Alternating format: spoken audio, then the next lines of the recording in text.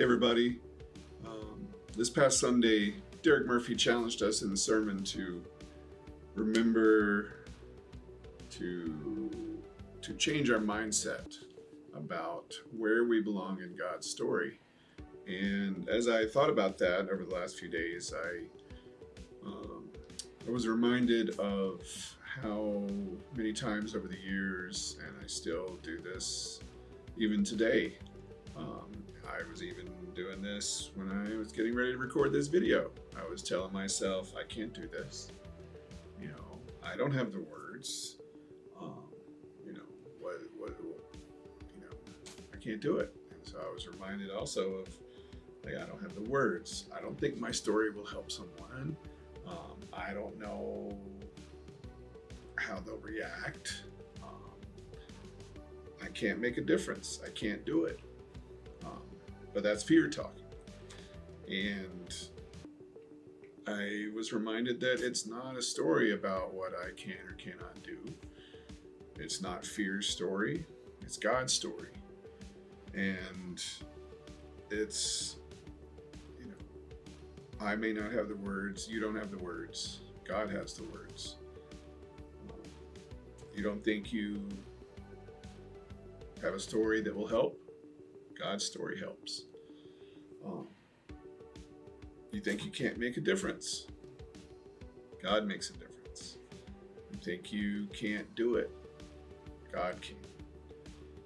And through this process, I was also reminded of Philippians 4:13, where it says, I can do all things through him who gives me strength.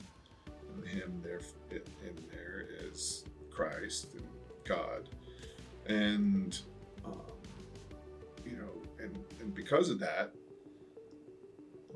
there is something that I can control. There is something that I can do. And that is, I can choose to surrender. Now, will I choose to surrender to fear? Or will I choose to surrender to God's story?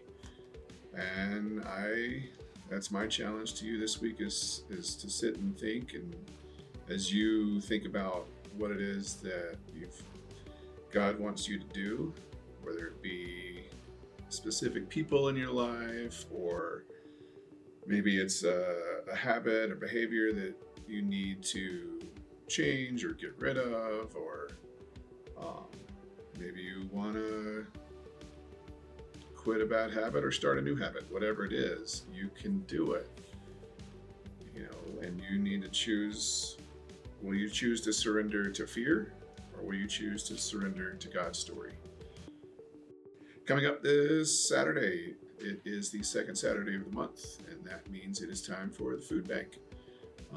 However, this month, it's our big one. In August, it's our big one. And so it's our food bank and health fair. We have hearing tests, sports physicals, backpacks with school supplies, of course, our usual food and clothes.